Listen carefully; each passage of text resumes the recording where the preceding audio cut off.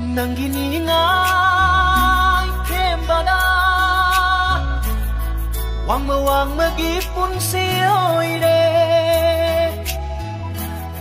nang giningay kembada uy ne wang magipon siyo'y